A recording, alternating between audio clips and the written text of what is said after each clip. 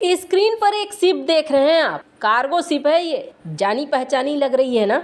इसके बारे में हमने आपको खबर दी थी और बताया था कि किस तरीके से के विद्रोहियों द्वारा कथित तौर पर अपहरण हो गया है। तो फिर अभी क्या हो रहा है इस जहाज के साथ? जहां एक तरफ ये सारी चीजें हो रही हैं, तो वहीं दूसरी तरफ एक तस्वीर देखिए, एक आर्मी का अफसर और बाद बाकी चेहरे ब्लर हैं। ये क्या कर रहा है और किस जहाज पर है? जहां एक तरफ ये सारी चीजें चल रही है, तो वहीं दूसरी तरफ कथित तौर पर ईरान ने या फिर ईरान समर्थित विद्रोहियों ने एक बार फिर हमला कर दिया है इजराइल के एक जहाज पर। और सवाल ये उठता है कि क्या अमेरिका अब इसे रोक पाएगा?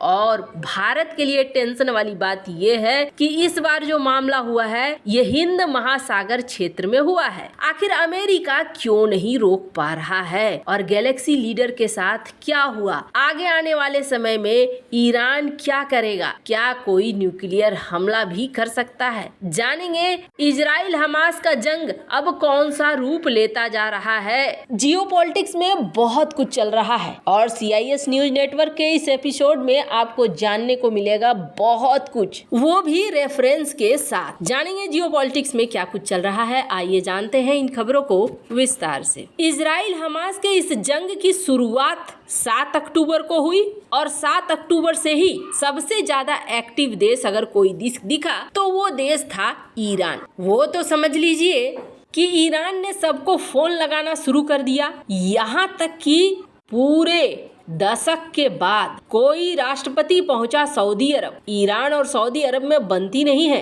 लेकिन जब इमरजेंसी बैठक बुलाई गई सऊदी अरब के द्वारा तो यहाँ से ईरान के राष्ट्रपति वहां पहुंचे और उस बैठक में भी देखने को मिला ईरान जितना आक्रामक था इजराइल के प्रति, उतना आक्रामक तो सऊदी भी नहीं था, UAE भी नहीं था। लेकिन न OIC से लौटने के बाद ईरान के हाथ खाली रहे। ईरान को समझ में आ गया कि यहाँ OIC देश भी अब पूरे कठोर तौर पर नहीं आ रहे हैं। ईरान ने उस वक्त ये कहा देशों से कि आप कम से कम तेल पर पाबंदी तो लगाइए, पर वो भी नहीं हुआ। ऊपर से उल्टा क्या हुआ, अमेरिका ने ना एकदम खुल्लम खुल्ला सपोर्ट कर दिया इजराइल का, और ना सिर्फ सपोर्ट कर दिया, इजराइल के इर्द गिर्द युद्धपोतों की तैनाती कर दी। इजराइल और इस हमास के युद्ध ने हिजबुल्ला, हमास, सीरिया की गवर्नमेंट और हुती विद्रोही यमन के, इन सब को, यहाँ तक इराक के जो सैन्य ग्रुप हैं और सीरिया के जो सैन्य ग्रुप हैं, इन सब को एक साथ ला तो दिया है। लेकिन समस्या क्या है? समस्या ये है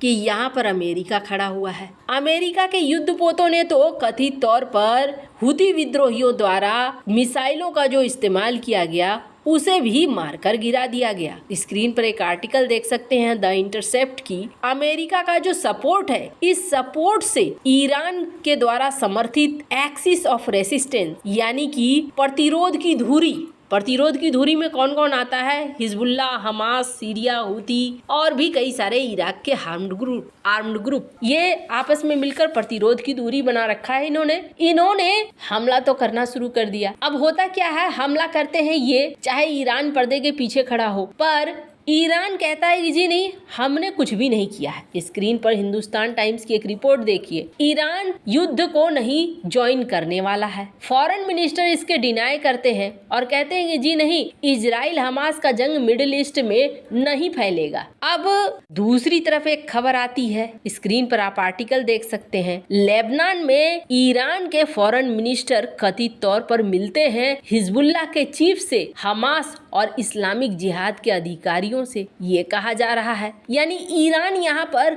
बहुत ज्यादा एक्टिव दिख रहा है। ईरान जो ग्रुप है उन ग्रुप के लीडरों से लगातार बैठकें कर रहा है, लगातार बातें कर रहा है। इन सब के बीच में एक खबर आती है, स्क्रीन पर आर्टिकल देखिए। इजराइल के एक अरबपति की स्वामित्व वाली, यानी जिसका एक मालिक इजरायली अरबपति है, कार्गो जहाज पर शुक्रवार की सुबह ईरानी ड्रोन के जरिए हमला किया गया। अमेरिका के एक रक्षा अधिकारी ने दावा किया कि गाजा पट्टी में युद्ध विराम के कुछ घंटे पहले ये हमला किया गया था। हिजबुल्लाह से जुड़े लेबनान के चैनल अल मयादीन की ओर से सबसे पहले यह खबर दी गई। इसमें कहा गया कि हमले के बाद से जहाज पर आग लग गई। जहाज को नुकसान हुआ है लेकिन किसी भी क्रू मेंबर की मौत नहीं हुई है। और अधिकारी क्या कहते हैं कि ये माल्टा के झंडे वाला CMA CGM SYMI जहाज है जिसे हाल ही में माइट नाम दिया गया था। शुक्रवार को हिंद महासागर के पूर्वी उत्तर हिस्से में एक ड्रोन ने इसे टक्कर मार दी। माना जा रहा है कि ये ईरान का शहीद 136 ड्रोन है। इसे कामिकाजी ड्रोन भी कहा जाता है जो ईरान ने रूस को सप्लाई किया है। रूस इस ड्रोन का इस्तेमाल यूक्रेन के खिलाफ कर रहा है। इस ड्रोन में एक छोटा वॉरहेड लगा होता है जिसमें बारूद भरा जाता है। क्रैश के बाद ये फट जाता है और तबाही ला देता है। हालांकि अभी ये साफ नहीं है कि आखिर अमेरिका को ये कैसे पता चला कि हमले के लिए जिम्मेदार ईरान है। रिपोर्ट्स को लेकर अधिकारियों ने कहा कि वो करीबी से इस पर नजर बनाए हुए हैं। रिपोर्ट में ये भी कहा गया कि जहाज का ऑटोमेटिक पहचान प्रणाली ट्रैकर मंगलवार को दुबई से रवाना होने के बाद से बंद था। सुरक्षा कारणों से इसे चालू रखना चाहिए था। जहाज पर हमले की रिपोर्ट तब आई है जब इसी सप्ताह यमन के हुती विद्रोहियों ने इजराइल के एक जहाज को हाईजैक कर लिया जिसमें एक इजरायली बिजनेसमैन की हिस्सेदारी थी। सिंगापुर की ईस्टर्न पैसिफिक शिपिंग EPS ने माइट को लीज पर लिया है। उसने कहा है कि उसे पता है कि शुक्रवार को एक संभावित सुरक्षा घटना के कारण जहाज को निशाना बनाया गया था। और राइटर्स की रिपोर्ट ये कहती है कि EPS ने कहा है कि जहाज के सभी क्रू मेंबर सुरक्षित हैं। इस समय ये निर्धारित प्लान के मुताबिक चल रहा है। EPS को इजरायली अरबपति ईदान ओफर नियंत्रित करते हैं। उनके जहाज पहले भी इस तरह के हमलों के शिकार हो गए। न ही इजराइल ने और न ही ईरान ने आधिकारिक तौर पर इस मामले में कुछ भी कहा है। वैसे हुती विद्रोहियों ने पहले भी कहा है कि हम इजराइल के स्वामित्व वाले इजरायली झंडे वाले हर जहाज को निशाना बनाएंगे। अब ये एक खुली चुनौती हो गई और हिंद महासागर क्षेत्र में अगर ये हो रहा है तो समझ लीजिए ये भारत के लिए भी एक बहुत बड़ा खतरा है। बार बार इस तरीके की घटनाओं का होना। अब मन में सवाल आएगा कि अच्छा उसका क्या हुआ जो जहाज गैलेक्सी लीडर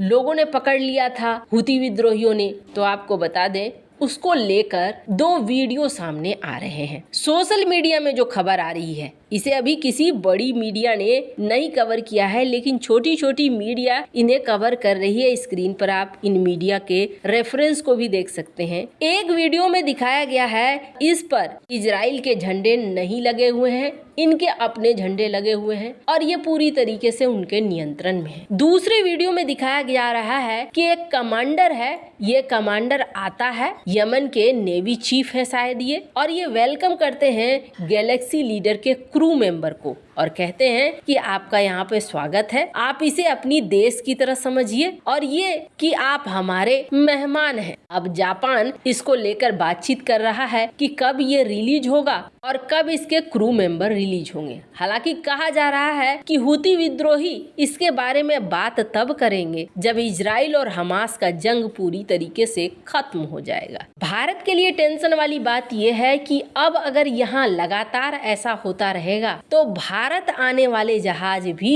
सुरक्षित नहीं रहेंगे। वैसे इन सब मामले में आपकी क्या राय है कमेंट कर जरूर बताएं। जल्द मिलते हैं अगले वीडियो में नई खबर के साथ।